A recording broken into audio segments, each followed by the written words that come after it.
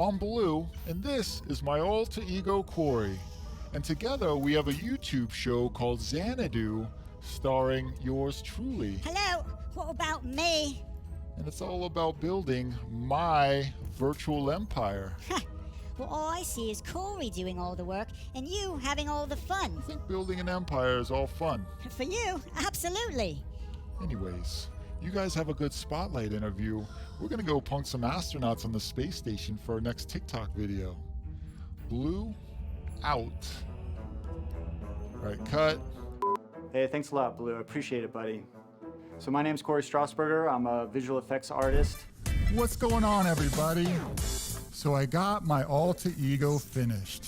Blue is more or less an extension of me in the metaverse or the virtual world. And Xanadu is both his spaceship / home base, and also the name of a sort of an episodic YouTube series that we recently created starring Blue, and it kind of follows his mishaps and adventures as he's building his virtual empire.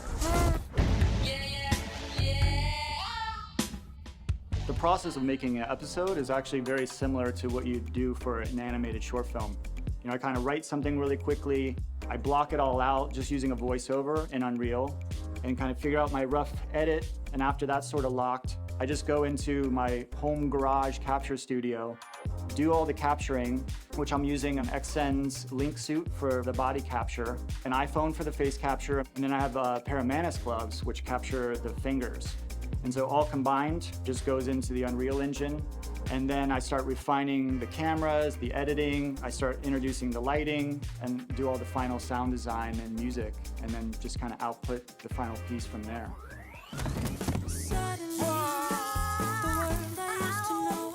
Originally, I wanted to try and get my episode times down to a week. Right now, I'm about 3.5 weeks consistently, but I think with over time, and I'm gonna try to rope some more artists in to kind of help speed it up and just make it better. My goal is to get it down to a week.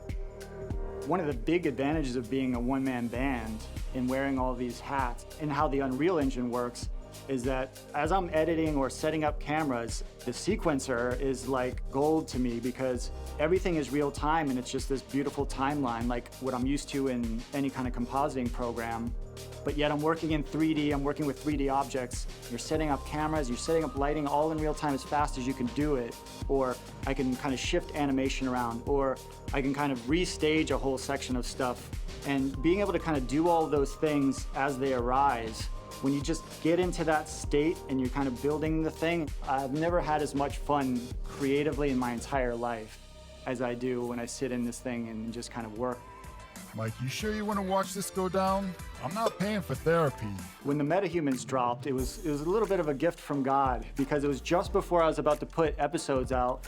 And I was really worried that Blue, being a humanoid, wasn't going to be quite up to the level, like too far in the uncanny valley. So I wasn't able to sort of create Blue using the metahuman creator, but what I was able to do was sort of make as close to a blue-looking metahuman as possible, and then I could extract a lot of the data from that metahuman and infuse that into Blue, including like the body skeleton, the metahuman skin textures, which are very lifelike, and then also the blend shapes are all from scans of real humans, and it helped Blue become much more articulated and realistic looking.